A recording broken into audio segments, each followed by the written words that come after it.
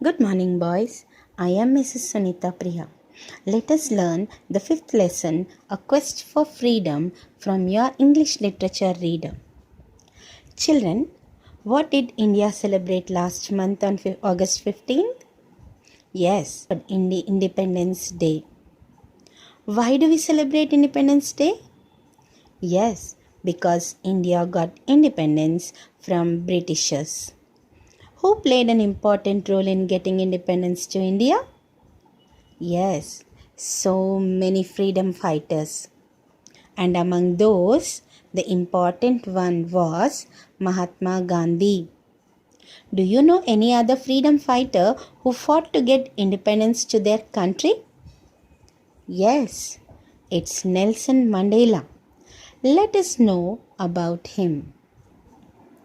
Nelson Mandela was an apartheid revolutionary who served as the President of South Africa from 1994 to 1999.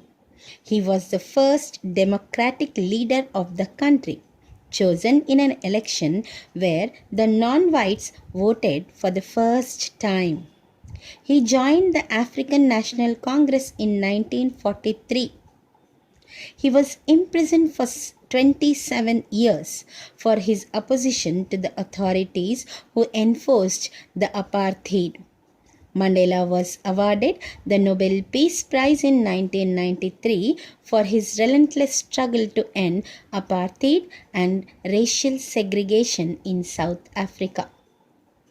He was one of the most respected politicians in the world as he brought together a nation that was previously divided by apartheid.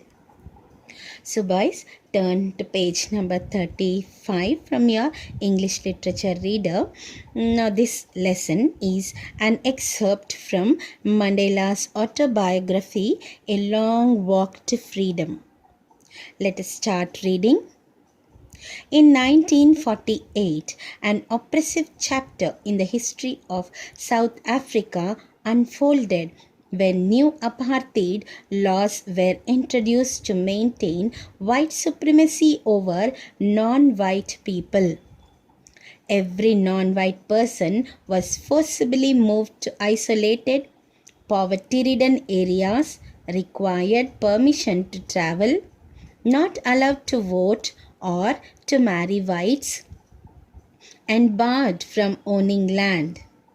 Civil resistance against apartheid began to gain hold, and the African National Congress ANC, which was founded in 1912, became a major force opposing apartheid. On 17th March 1992, the end of the apartheid system was declared. Nelson Mandela, a South African anti-apartheid revolutionary, philanthropist, and politician who had worked tirelessly to end apartheid, was elected as the President of South Africa in the first free election. So, boys, in the history of South Africa, it was unfolded that apartheid laws were introduced to maintain the authority, white supremacy. White people had complete authority over non-white people. So every non-white person was moved forcibly to isolated areas, poverty-ridden areas, and they also required permission to travel from one place to another. They are not allowed to vote. They were not allowed to marry whites. They also cannot own the land. Now, people started resisting. Civil resistance against this began. And African National Congress, which was founded in 1912, was the major support to oppose apartheid. On 17th March, the end of apartheid system was declared. And Nelson Mandela, who was the revolutionary, he was also a philanthropist and a politician who worked really hard to end this apartheid system. Apartheid means racism, difference between whites and blacks. He was elected the president of South Africa in the first free election. That means the non-white people also voted in that election, and that's why Nelson Mandela was elected as the president of South Africa. Now these are the excerpts from Nelson Mandela's autobiography, A Long Walk to Freedom. He has written in his own words, "In the last decade of the 20th century and my own 8th decade as a man, a system came into place that recognized the rights and freedoms of all peoples regardless of the color of their skin. That day had come about through the unimaginable sacrifices of thousands of my people whose suffering and courage can never be counted or repaid. I felt that day that I was simply the sum of all those African patriots who had gone before me. That long and noble line ended and now began again with me.